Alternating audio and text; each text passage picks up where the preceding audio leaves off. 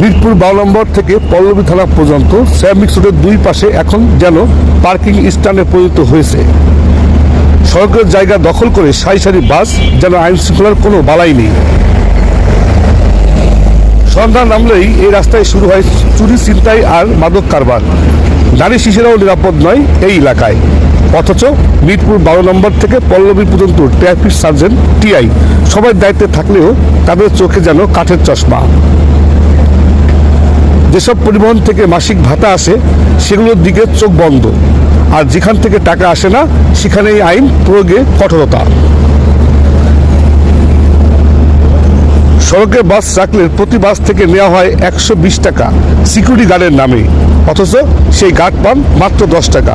বাকি টাকা ভাগ হয়ে যায় কথিত রাজনৈতিক নেতা আর কিছু অসাধু পুলিশ সদস্যের পকেটে। এই অবস্থার কারণে ঘটে অসংখ্য সড়ক দুর্ঘটনা। গভীর রাতে অনেক ঘটনাই খবর হয় না, কারণ তখন সাক্ষীও থাকে না, আলোও থাকে না।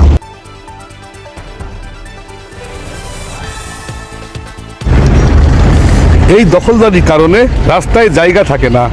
একটি গাড়ি গেলে আরেকটি ছোট গাড়ি পাশ কাটিয়ে গেলেই ঘটে দুর্ঘটনা। প্রতিদিনই তৈরি হয় মারাত্মক ঝুঁকি। গভীর রাতে ঘটে অসংখ্য দুর্ঘটনা।